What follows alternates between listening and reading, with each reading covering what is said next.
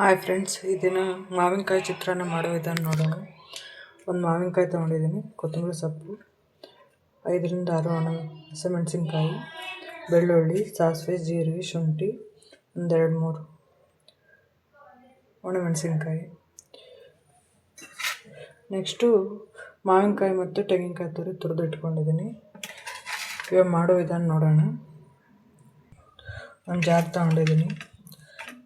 ಇದರಲ್ಲಿ ಒಂದು ಹಸಿಮೆಣಸಿನ್ಕಾಯಿ, ಸ್ವಲ್ಪ ಕೊತ್ತಂಬರಿ, ಬೆಳ್ಳುಳ್ಳಿ,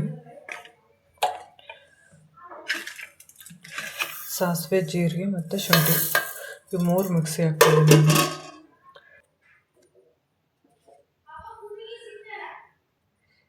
ಇಷ್ಟು ತರಿ ಅದರ ರುಬ್ಕೊಂಡ್ರೆ ಸಾಕು. ಇವಾಗ ಒಗ್ಗರಣೆಗೆ ಹಾಕೋಣ. ಒಂದು ಬಾಣಲೆ ಇಟ್ಟಿದ್ದೀನಿ. ಇದಕ್ಕೆ 4-5 ಸ್ಪೂನ್ ಎಣ್ಣೆ ಹಾಕ್ತಾಯಿದ್ದೀನಿ.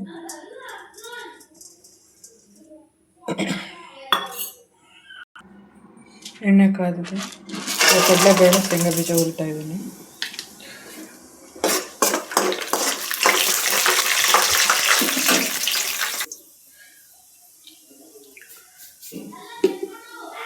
ಇಷ್ಟು ಕೆಂಪಗಾದ್ರೆ ಸಾಕು. ಈಗ ಸಾಸಿವೆ ಜೀರಿಗೆ ಹಾಕ್ತಾಯಿದ್ದೀನಿ. ಸ್ವಲ್ಪ ಕರಿಬೇವು, ಒಣಮೆಣಸಿನ್ಕಾಯಿ,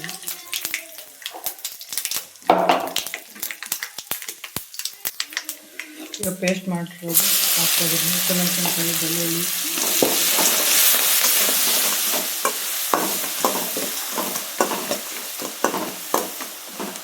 ಇದು ಹಸಿ ಗ್ಯಾಸ್ ಹೋಗೋವರೆಗೂ ಸ್ವಲ್ಪ ಹುರಿಬೇಕು.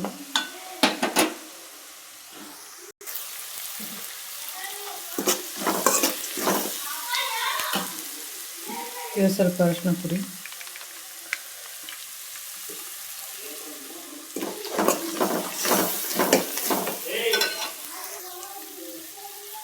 ರುಚಿ ತಕ್ಕಷ್ಟು ಉಪ್ಪು,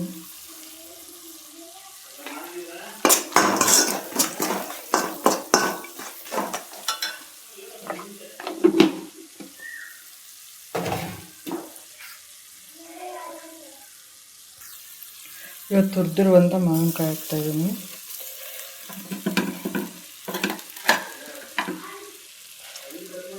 ಒಂದು ತೊಗೊಂಡಿದ್ದೀನಿ ನಾನು. ಹುಳಿ ಜಾಸ್ತಿ ಇದ್ದರೆ ಸ್ವಲ್ಪ ಕಡಿಮೆ ತಗೋರಿ.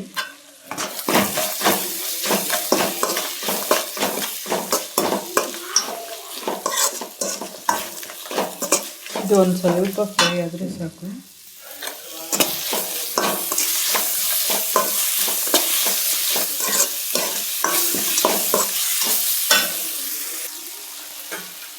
ಇದಕ್ಕೆ ಸ್ವಲ್ಪ ತೆಂಗಿನಕಾಯಿ ಹಾಕ್ತಾಯಿದ್ದೀನಿ ನಾನು.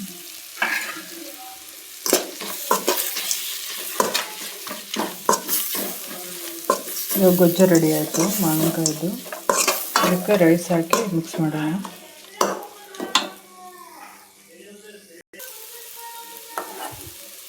ಇವಾಗ ಅನ್ನ ಹಾಕ್ತಾಯಿದ್ದೀನಿ. ಅನ್ನ ಹಾಕಿ ಮಿಕ್ಸ್ ಮಾಡೋದು.